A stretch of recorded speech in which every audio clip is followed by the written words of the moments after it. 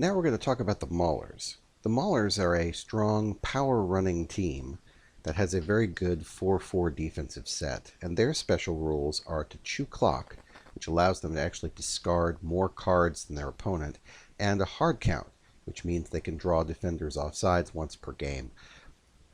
Everything about the Maulers is about controlling clock, controlling time of possession, so that you can limit the number of opportunities that your opponent has. Let's take a look at how the chew clock mechanism works. Here we have a second down and very short 1 yard line, and the Maulers have called a power I, and their opponents have called a 4-3. So let's see what happens when we flip these over.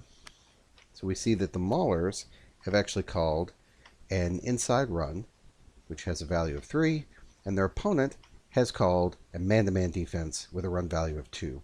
Well, that's going to be a gain of 1. Let's see what happens with the game day deck. And it turns out to be an offense pass. This card actually does not apply, and so the gain is going to be 1.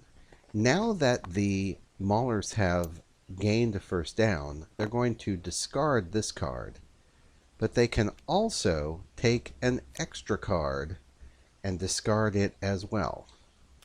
The Maulers will actually chew clock anytime they cross the 50, either 20, or their own goal line. So if they score a touchdown, they will burn another card.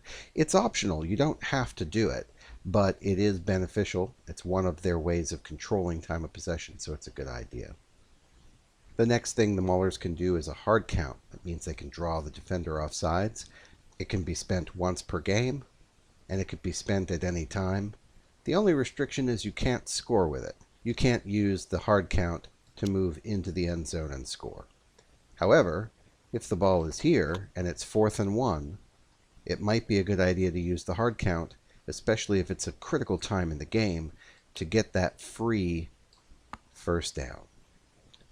And remember, when you get that free first down, you can still burn an extra card.